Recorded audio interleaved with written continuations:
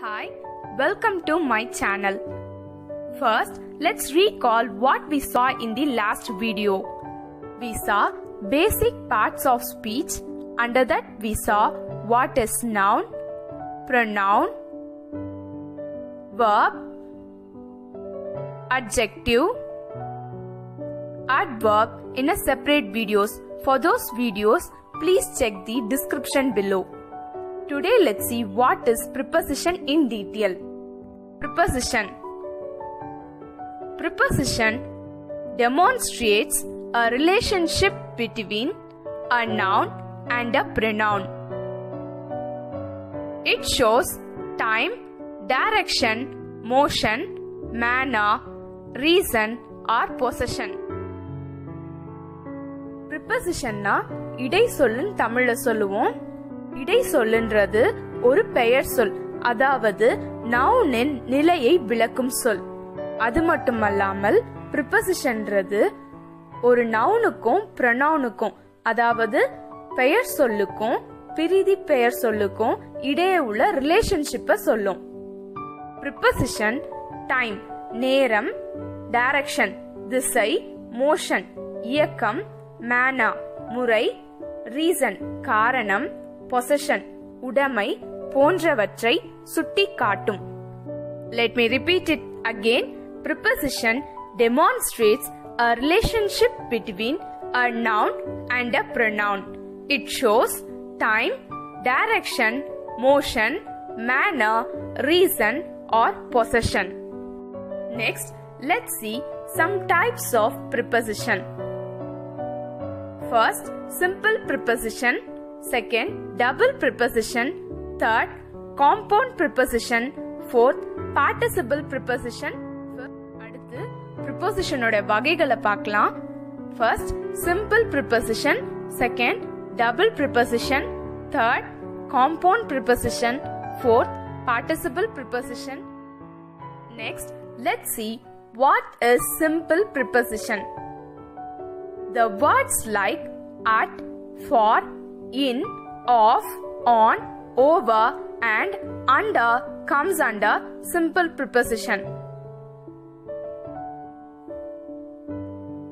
They are used to describe a location, time or place. Example: the cat jumped off the counter. Here, off is the simple preposition. She lost her ring at the beach. Here, at is the simple preposition. We located the key for the lock. There is some milk in the fridge. The food was placed on the table. He drew over the bridge. She was hiding under the table. Simple preposition கீழ வரக்கூடிய சில வார்த்தைகளை பார்க்கலாம்.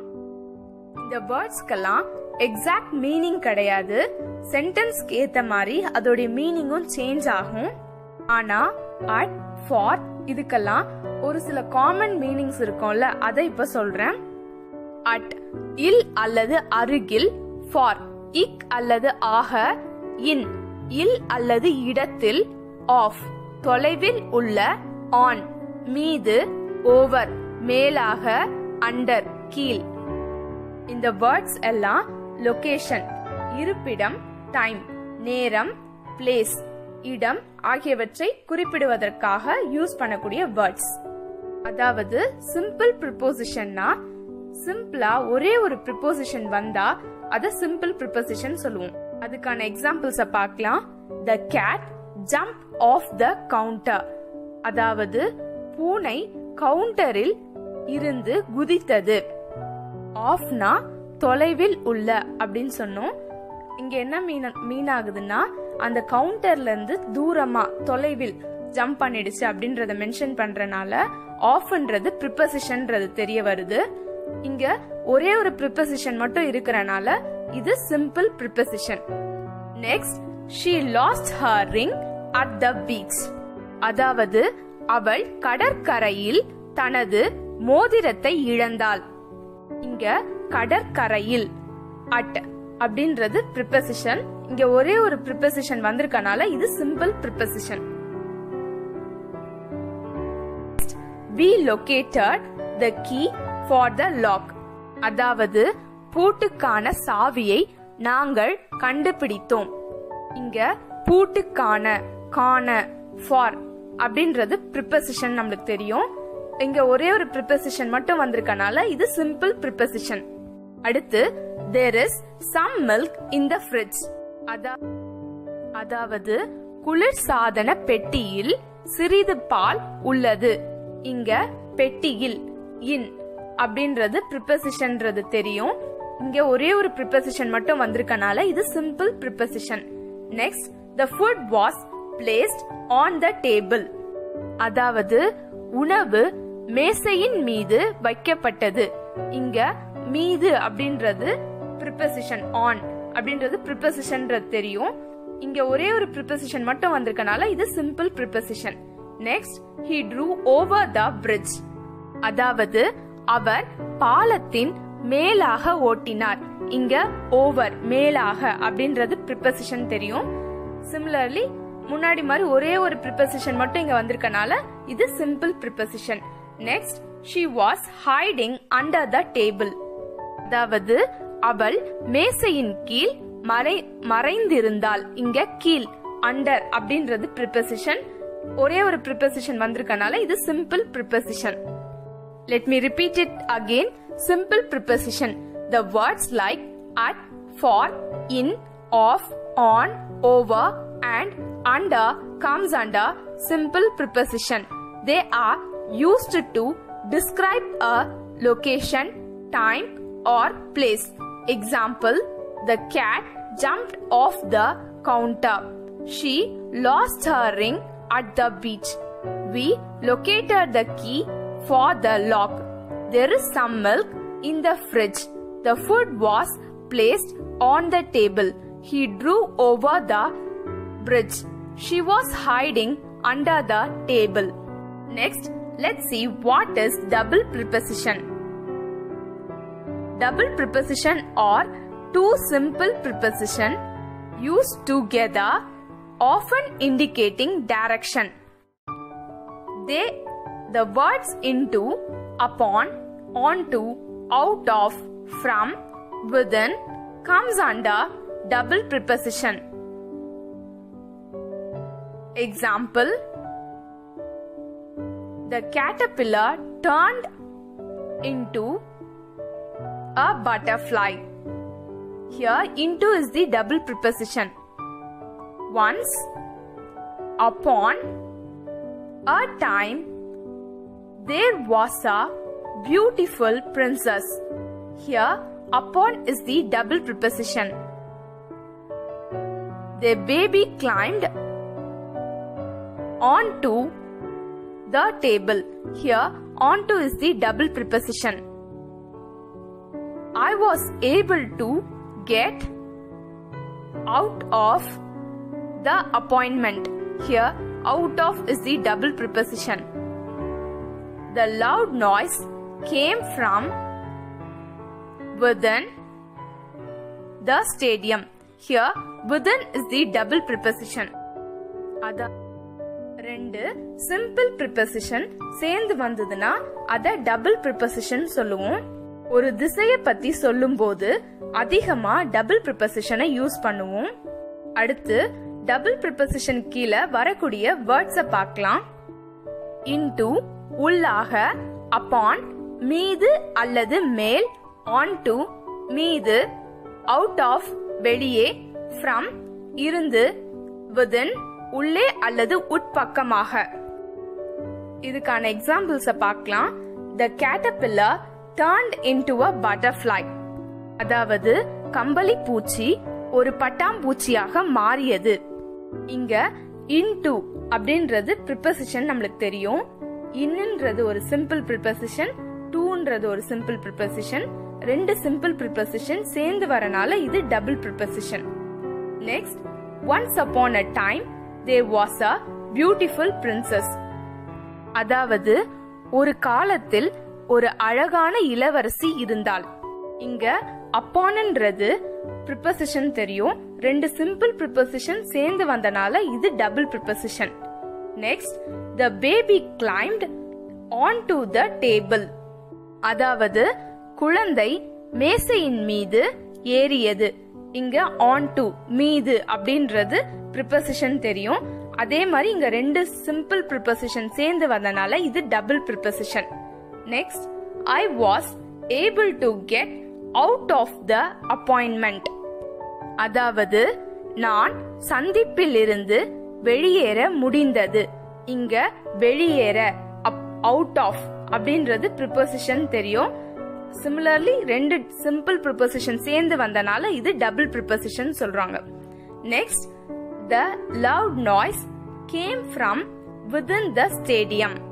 அதாவது பெரிய சத்தம் அரங்கத்திற்குள் இருந்து வந்தது. இங்க அரங்கத்திற்குள் உள் அப்படின்றது within அப்படின்றத மீன் பண்ணுது. இங்க withinன்றது ரெண்டு simple preposition சேர்ந்து வந்தனால இது double preposition. Let me repeat it again. Double preposition are two simple preposition used together, often indicating direction. The words into, upon, onto, out of, from, within comes under double preposition. Example for the above are: the caterpillar turned into a butterfly. Once upon a time there was a beautiful princess. The baby climbed onto the table. I was able to get out of the appointment. The loud noise came from within the stadium. Next, compound preposition. Compound preposition or complex preposition consist of two or more words, usually a simple preposition and another word to convey location. The words in addition to, on behalf of, in the middle of, in front of, according to, aside from comes under compound preposition. Example for the above are: I attended the meeting on behalf of my company. Here on behalf of comes under compound preposition. We were in the middle of the storm. Here in the middle of comes under compound preposition. Aside from singing, she also plays the piano at the bar. Here aside from comes under compound preposition. அதாவது இரண்டு அல்லது இரண்டிற்கு மேற்பட்ட word சேர்ந்து வந்து preposition-ஆ இருந்ததுன்னா அத compound preposition சொல்லுவோம். ஒரு simple preposition அது கூட இருப்பிடத்தை அதாவது லொகேஷனை குறிக்கக்கூடிய இன்னொரு வேர்ட் சேர்ந்து வந்தா அத compound preposition சொல்லுவோம். சில compound preposition இப்ப பார்க்கலாம். In addition to கூடுதலாக, on behalf of சார்பாக, in the middle of மத்தியில், in front of முன், according to படி அல்லது பின்பற்றி, aside from ஒதுக்கி அல்லது அதை தவிர்த்து. இந்த வேர்ட்ஸ் எல்லாம் compound preposition கீழ வரும். அடுத்து சில எக்ஸாம்பிள்ஸ் பார்க்கலாம். I attended the meeting on behalf of my company. அதாவது எனது நிறுவனத்தின் சார்பாக கூட்டத்தில் கலந்து கொண்டேன். இங்க on behalf of சார்பாக அப்படின்றது compound preposition. இங்க onன்றது simple preposition and behalf of அப்படின்றது லொகேஷனை சார்பில் அப்படின்றது லொகேஷனை குறிக்கிறனால இது ரெண்டும் சேர்ந்து காம்பவுண்ட் ப்ரிபோசிஷன் சொல்றோம். அடுத்து we were in the middle of the storm. அதாவது நாங்கள் புயலின் நடுவில் இருந்தோம். இங்க in the middle of ஆஃப்ன்றது சேர்ந்து தான் இதுல வரும் காம்பவுண்ட் ப்ரிபோசிஷனா. காம்பவுண்ட் ப்ரிபோசிஷன் இங்க இன்னன்றது சிம்பிள் ப்ரிபோசிஷன், the middle ofன்றது ஒரு லொகேஷனை குறிக்கிறனால ரெண்டும் சேர்ந்து காம்பவுண்ட் ப்ரிபோசிஷன். அடுத்து aside from singing she also plays the piano at the bar. அதாவது அவள் பாடுவதை தவிர பியானோவும் வாசிப்பாள். இங்க aside from அப்படின்றதான் காம்பவுண்ட் ப்ரிபோசிஷன். அதுல பார்த்தோம்னா fromன்றது சிம்பிள் ப்ரிபோசிஷன், asideன்றது ஒரு லொகேஷனை குறிக்கிறனால இது ரெண்டும் சேர்ந்து compound preposition. Preposition. Participle preposition is a verb ending with en, ed and ing, which also act as preposition. Some of them are considering, during, provided, given, etc. Some of the examples are: first, you should not leave anything pending for tomorrow. Here pending is the participle preposition. Second, players were given refreshments. Here given is the participle preposition. Third, you will succeed provided that you work hard. Here provided is the participle preposition. ஒரு verb உடைய last letters en, ed, ingல end ஆச்சுன்னா அது preposition ஆயிடும். அப்படிப்பட்ட prepositionஐ participle preposition சொல்லுவோம். சில participle prepositions பார்க்கலாம். considering கருத்தில் கொள், during போது, provided வழங்கப்பட்டது, given கொடுக்கப்பட்டது. இதை தவிர இன்னும் நிறைய பார்ட்டிசிபிள் ப்ரிபோசிஷன்ஸ் இருக்கு. இப்போ இதுக்கான எக்ஸாம்பிள்ஸ் பார்க்கலாம். First, you should not leave anything pending for tomorrow. அதாவது நாளைக்கென்று எதையும் நீங்கள் நிலுவையில் விடக்கூடாது. இங்க நிலுவையில் பெண்டிங் அப்படின்ற வேர்ட் ஐஎன்ஜின்ற லெட்டர்ஸ்ல முடிஞ்சிருக்கனால இது participle preposition. Second, players were given refreshments. அதாவது வீரர்களுக்கு சிற்றுண்டி வழங்கப்பட்டது. இங்க வழங்கப்பட்டது given அப்படின்ற வேர்ட் enன்ற லெட்டர்ல முடிஞ்சிருக்கனால இது participle preposition. Third, you will succeed provided that you work hard. அதாவது நீங்கள் கடினமாக உழைத்தால் நீங்கள் வெற்றி பெறுவீர்கள். இங்க providedன்ற வேர்ட் edன்ற லெட்டர்ஸ்ல முடிஞ்சிருக்கனால இது participle preposition. In the next video we can see what is conjunction and interjection. If you have any doubts in this video, please comment it. அடுத்த வீடியோல கன்ஜங்ஷன் அண்ட் இன்டர்ஜெக்ஷனை பத்தி பார்க்கலாம்.